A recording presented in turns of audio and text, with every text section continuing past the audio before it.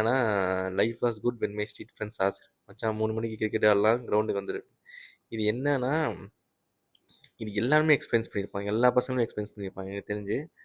இந்த நம்ம ஒரு 10th வீட்டில் கடுப்பேற்ற ஆரம்பிச்சிட்டாங்க படி பண்ணிட்டு. இந்த 9th வரைக்கும் பார்த்தீங்கன்னா கரெக்டாக அந்த 5th to 9th தான்.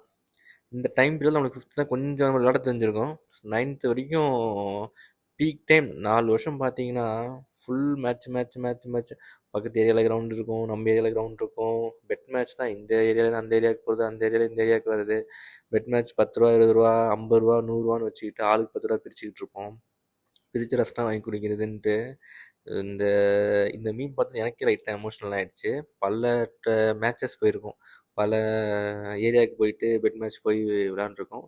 அப்போ அந்த வெயிலாச்சு மயிராச்சு அப்படிங்கிற மாதிரி தான் இருக்கும் கதை. 3 மணி 2:30 3 மணி தான் ரெடி ஆகிடுவாங்க, 3 மணிக்கு கிளம்பி போயிடணுன்ட்டு. அது மாதிரி மதியம் 1 மணிக்கு விளாடும்.